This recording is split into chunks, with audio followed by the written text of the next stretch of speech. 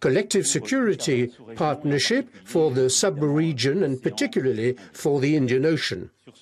On this topic, we not only confirmed our previous commitments with the Indian determination to continue in the framework of contracts already signed, the combat aircraft, submarines, and we also defined new partnerships, a strengthened strategic partnership, military exchanges of intelligence, satellite cooperation, and a framework cooperation with regard engines for fighter aircraft. So a new stage has been completed which matches the geopolitical conditions. India is an important ally for France, and France must also ensure the stability of this part of the world to avoid any form of hegemony that could unbalance the situation. And I will give you more details later on. The second pillar of our exchange of this trip was obviously the bilateral relationship. This is based on a number of fundamental issues. The first one are our cooperation in the field of energy, international agreement, renewables, nuclear energy. We have also progressed, and the two are consistent with our strategy for reducing CO2, which India has approved. When you want to decarbonate, you have to foster renewables, but renewables are intermittent sources of energy, so we also need nuclear energy, which allows electricity or power to be generated without any interruptions. So we have signed new funding by the French Development Agency of energy projects. Earlier, we inaugurated a solar plant in Uttar Pradesh.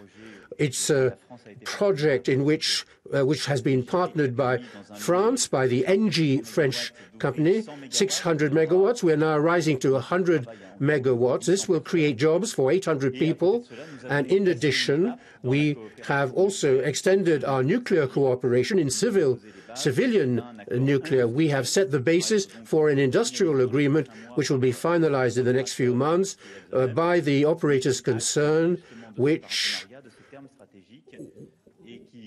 will make it possible for EDF, the French electricity utility, under conditions of negotiations, to deploy 6 power stations, nuclear power plants, EPR power plants. Beyond energy, and in perfect consistency with our energy policy, we have a joint strategy for smart cities and new forms of mobility.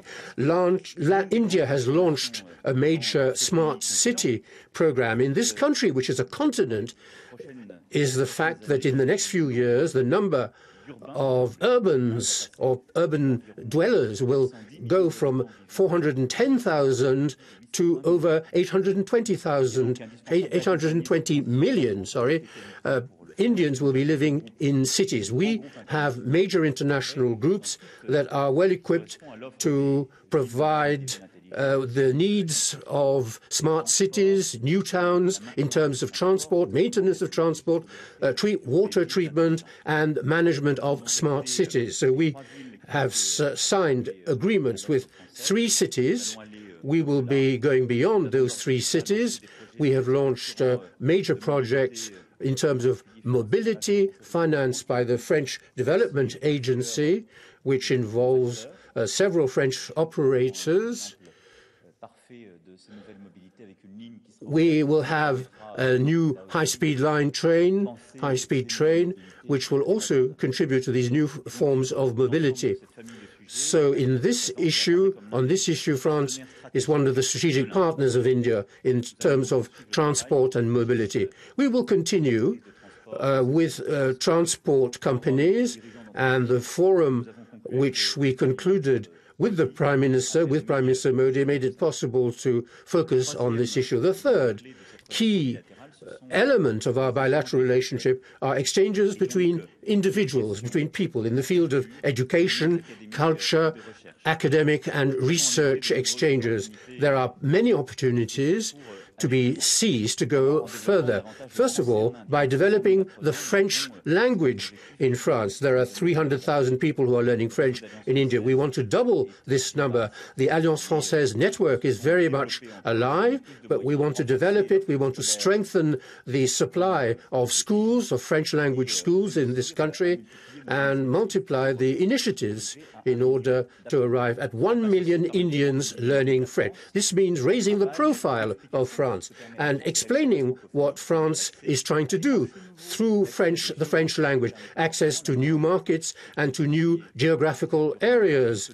And this is what I've tried to underline during my trip. In this regard, the attraction for France, the taste for France, which has been shown, is something important, which we will crystallize through the initiatives we have taken. To enhance the attractiveness of France also means strengthening our cultural and human links. That's why I have set ourselves the objective of doubling the number of Indian students coming to study in France. We have 5,000 Indian students, which is very low. Most of them go to Great Britain or to Germany. We want to double the number of Indian students, at least, to France. So in our French Grande École and in our universities, we're going to organize this, and we have signed a roadmap in this field. We have also defined a number of research partnerships, fostering exchanges between our entrepreneurs and researchers.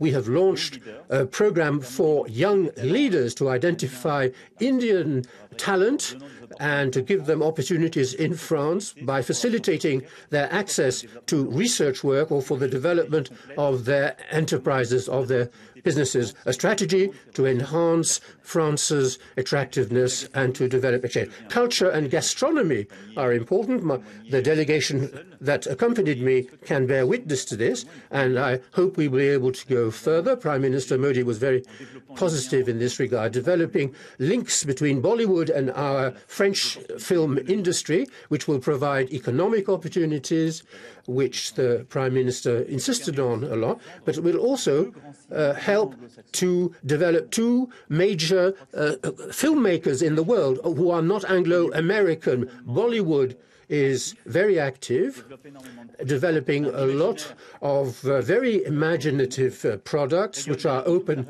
to the world. And across the whole of Asia and in the Gulf region, the Indian cinema has a great presence. So we must be partnerships. We must be the partners of Bollywood, and we also want to develop French cinema in India by facilitating the shooting of films in both of our countries. Jean-Claude Carrière will be developing relationships also in the field of training in the arts of cinema, and we will be, with Jean-Claude Carrière, developing a school in this regard. In recent months, we have also implemented a number of gastronomical projects, so there's great curiosity, mutual curiosity for our gastronomy. We are in a very major agro-business country, and French gastronomy is also a way of developing human resources, human relations, and economic relations. Finally, I wish to intensify economic exchanges through publishers, artists, writers, fashion experts were accompanying me. And yesterday I attended a workshop which made me more aware of Indian fashion. We need cross-fertilization and more intensive exchanges between our artists, between those who we have different kinds of imagination, and I think it would be in everybody's interest to exchange more on the subject of our different imaginations at all levels. We need to create bridges between our cultures and to create opportunities. So this trip has also enabled me to have many discussions and to convey clear messages showing our interest in what makes India what it is in its great diversity. I met Arundhati Roy, the writer, in Delhi. We had a very interesting discussion on art and politics. Yesterday, I went to the Taj Mahal to see one of the great heritage, Mughal heritage of this, Islamic heritage of this country, and we spent a lot of time in an emblematic city which highlights another influence on the civilization of India. So this shows the great diversity that exists in India, which is one of its strengths. And we must be humble when we tackle such a country because it's so diverse, it's so fascinating. France has a lot to do. France is capable of thinking about complexity, and that's why we are very well suited to work with India. Finally, yesterday morning, we launched the International Solar Alliance, which was launched in 2015 by India last June in Paris when Prime Minister Modi visited me in Paris. We strengthened this International Solar Alliance, which brings together over 100 nations. Its aim is to increase solar energy, to mobilize more dollars, billions of dollars of funding. This is perfectly feasible if the signatories are capable of implementing concrete projects. We're going to open an online project funding system to multiply public and private financing. And with Prime Minister Modi, we agreed that following this summit and the summit of last year, we will also be mobilizing philanthropists and to get them involved as well. And this supposes mobilization in favor of training. We visited a training center yesterday, and also the development of research, of basic and applied research. Research is what allows us to reduce the cost of solar energy and of all other sources of energy. So this mobilization is very important, which is both effective economically and just from a social and climate point of view. So those, in a few words, were the issues which have consolidated our relationship, our ancient relationship between our two countries, and it has allowed us to start a new phase, perhaps to also develop closer links, personal, and to give a new visage, a new image of France, I hope. Now I'm prepared to answer any questions you may have.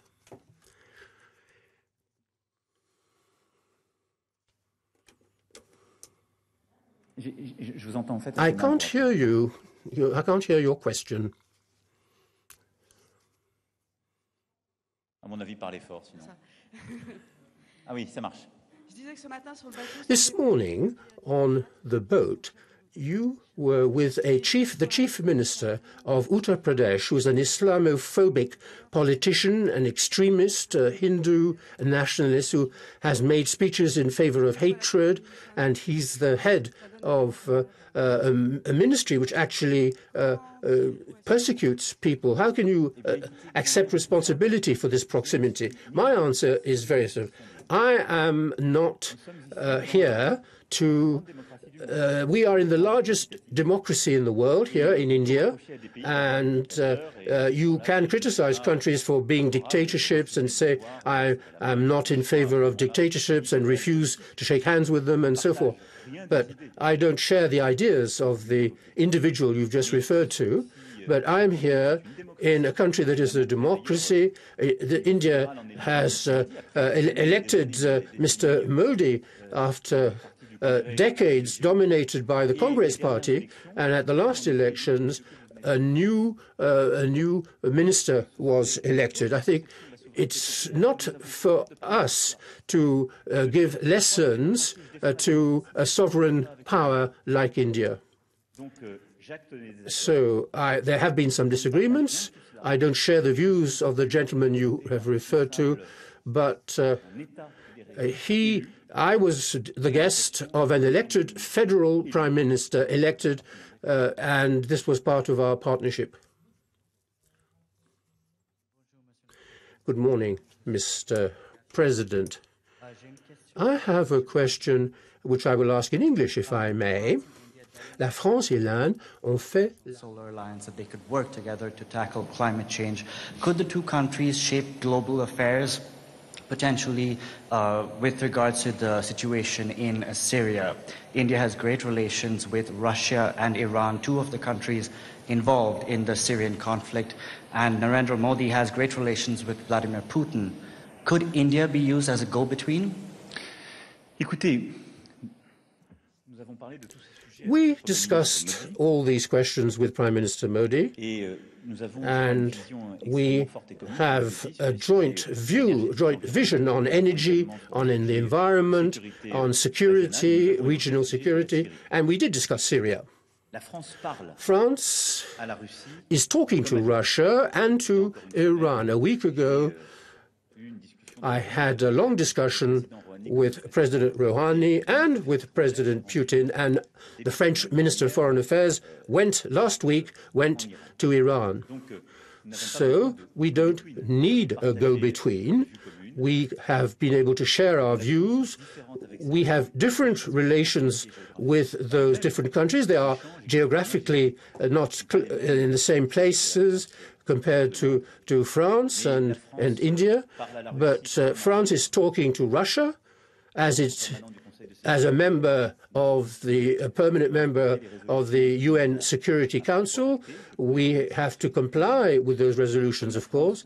France is also talking to Iran. On several occasions, I have expressed my views on Iran and talked to Iran. So we have evoked the situation. We've discussed the situation. We have some convergence of views, but India is less involved in the Syrian problem as we are. Even though India's wish, as expressed by Prime Minister Modi, is to work on the collective security of the region. And that's his objective. And it is in India's interest also to build in Syria a political solution which is sustainable and not to give in to the dictators and not to concede anything to what is happening in the unacceptable humanitarian situation that is developing in the field. Mr. President, could you give us your definition of private life? There were a lot of people who accompanied you on your private visit to the Taj Mahal. Yes, we've had a 3-day visit to India. And as you can see, there's a great wealth of interesting things to see. So I think the most important thing are the strategic alliance. And yesterday, I was not accompanied by officials when I went to the Taj Mahal. I was on a private visit. There were a few journalists. But when you are President of the Republic, it's normal that journalists should accompany us, as happened in China when I visited some places with my wife and to try and better understand the country. Some people were probably disappointed not to be with us, but perhaps we don't want to close these visits to the media, and I thank the media for their good coverage of the event. Good morning, Mr. President.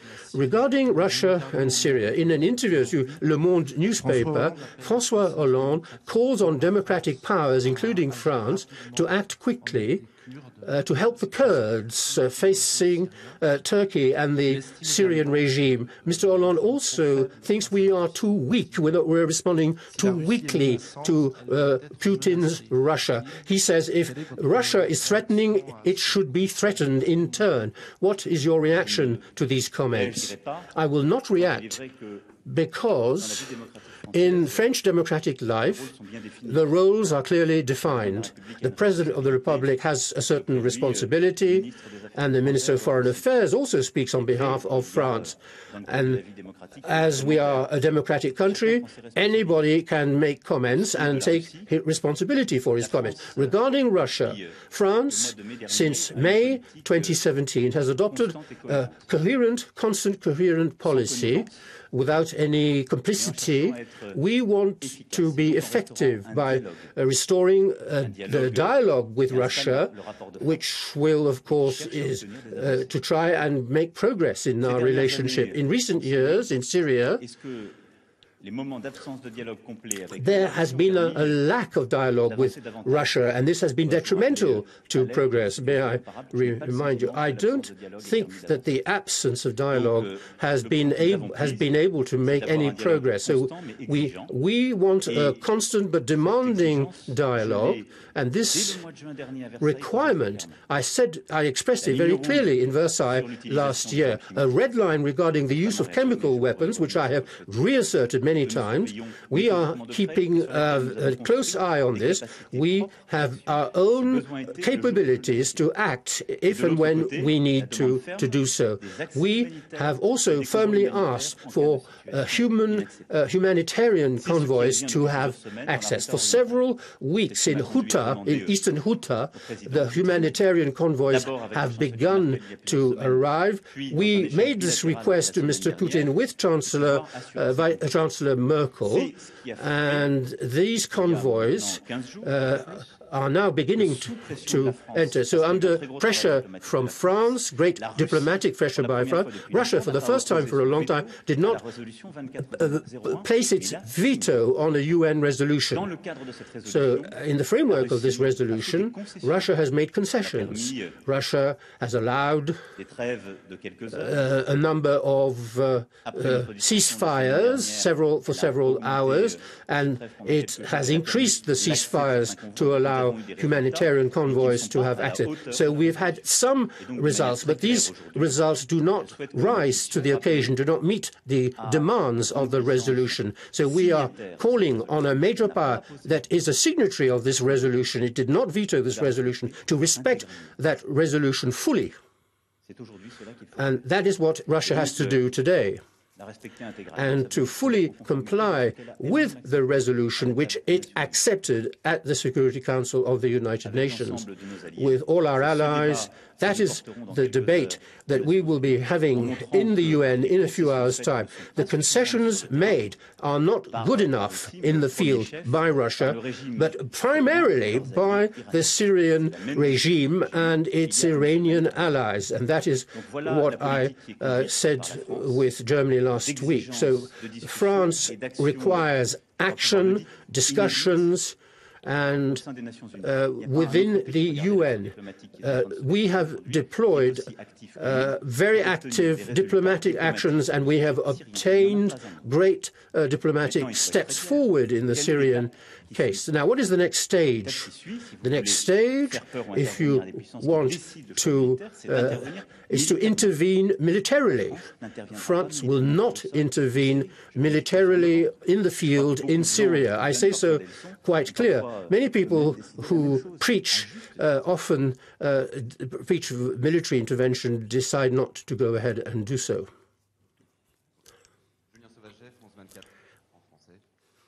I would like to go back to the plan for selling 6 EPR nuclear plants, which are carbonated.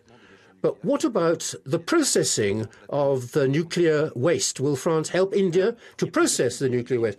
There are several issues that will accompany the deployment of these nuclear plants.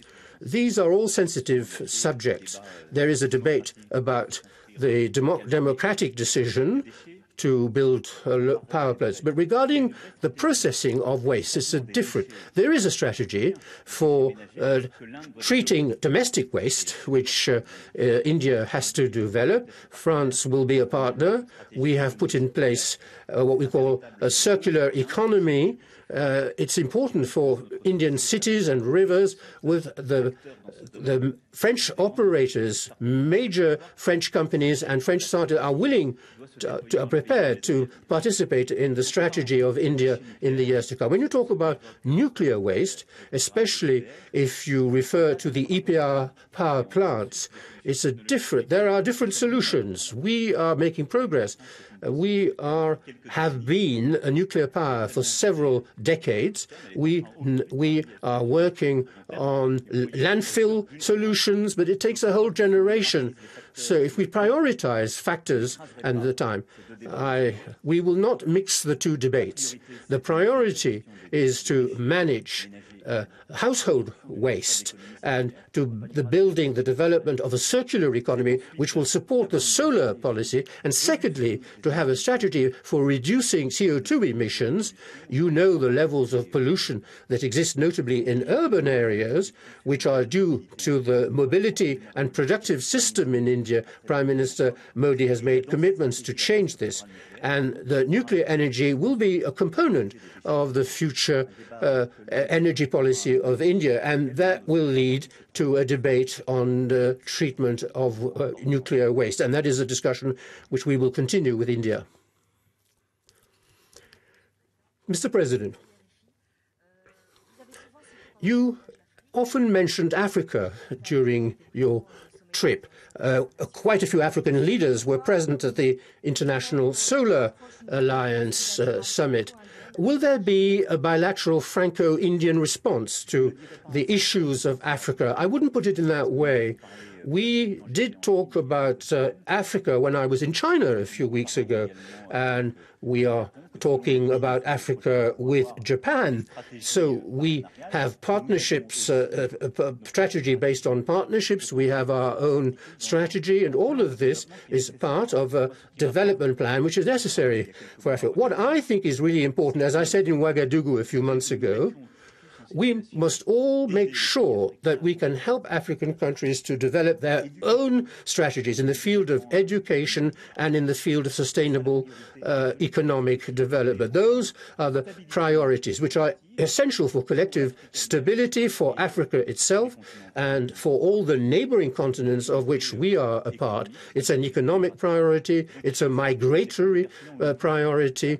Whenever there are relevant projects, we will be supporting them. We will be participating. So we will have a country-by-country approach, but we do not intend to enter into any competition in this regard. That's not in line with French strategy. The red lines in Syria, you have just said that we have developed our own capabilities of action. Could you say a bit more about what these capabilities? If France has proof of the use of chemical weapons, what would France do? I will not give you the red lines in great detail, but we are permanently in touch with our allies in the field, and our allies, our international allies, and the intelligence services and security forces to assess the situation. We are monitoring the situation very closely. If there is any evidence as provided by our American partners that lethal chemical weapons have been used, then we will do what the US did a few months ago. We will take the necessary measures to carry out targeted strikes on the sources, on the origins of that launched these chemical weapons. We have the ability independently to carry out those strikes and to quantify them if necessary. So the day a target has been clearly identified, and when the information has been confirmed, I will make the decision, and we have the capability of implementing them.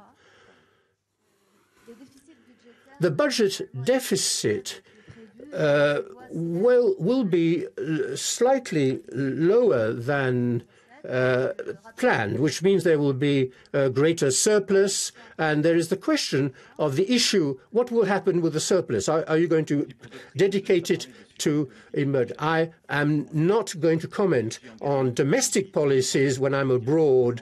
I will simply say that we do not have the luxury of discussing the redistribution of a surplus because we still have a very high debt level and a very high deficit level. I would like to go back to the question of the EPR power plant. For 9 years now, there have been negotiations with India. In 2016, we had heard that the contracts would be delayed yet again. We've been told that there has been a great steps forward towards the signing by the end of this year of the contracts for the EPR power plant. Is it is it credible? 36 Rafale fighter jets, the sale of 36 Rafale fighters. Can you confirm those sales today? Regarding the EPR power plants, nuclear power plants, great progress has been. In 2016, a roadmap was signed. Now we have an industrial agreement which goes as far as governments can go. So we have defined the volumes, the framework, and now it's for the industrial partners to engage in a debate. So commercial contracts will be signed in the presence of the heads of government. We have gone as far as we can at the level of governments, at intergovernmental level. So this is true that this agreement had been delayed, but now it's up to the industrial partners to work on the specifications, the production. India would like to make more plants in India, and there are also price issues, even though the state is the major shareholder of EDF, the French electricity company, but it is for EDF to negotiate independently. But we have clarified many litigious issues which had affected other international contracts, so progress has been made satisfactory on an industrial level, and in the coming months I hope that we will be able to open a new chapter in the history of the EPR power plants, and that this contract, which is a strategic, I'm confident that this strategic contract will be finalized by the industrialists. But I'm not negotiating on behalf of the businesses and operators concerned. But we have done, as a government, we have done as much as we can to favor this agreement. Regarding the Rafale fighter aircraft, it's part of our strategic partnership, which I mentioned at the beginning of my presentation. Scorpion submarines are important components of the strategic partnership signed 20 years ago, which we have strengthened considerably in this trip with a number of confidential issues. The Scorpion submarines, the Rafale fighter aircraft, these two programs are progressing well and in line with the commitments made by France. But as you have noted, within India there is some controversy about the Rafale. Between the Prime Minister and his political opposition. So the question of the volumes of aircraft will be an issue to be arrived at, to be solved by the internal Indian debate. But we have signed agreements. The words which have been used are very encouraging. We have both reasserted our determination to continue the framework of the agreements on the Scorpion submarines and the Rafale fighter aircraft, to proceed with new volumes of production in line with what had already been signed. You said that you are determined to develop links between French cinema and Bollywood. On a concrete level, what are you planning? There are two possible approaches. First of all, the shooting of Bollywood films in France. We have sites, we have famous, internationally well-known studios in France, and we have lovely countryside, and Bollywood has already shot a few films in France, and they were also are shooting in other European countries like Switzerland and in Australia as well. So our aim is to attract as many Bollywood shootings in France. That's why, for example, the managers of the Chambord Corporation, they are well equipped to welcome Bollywood filmmakers because they have very attractive countryside. And a few months ago, I also advertised the benefits of Chambord, but I think we need to develop. This will create jobs in France. The second thing is training. That's why I talked about the AFEMIS school. In terms of education and training, we have a school which is an international benchmark for training stage directors, film directors, script writers. So in all the professional skills of the cinema, we want to develop partnerships through cross-exchanges, inter-exchanges between the French School of Cinema and the Indian School of Cinema. A last question? One last question?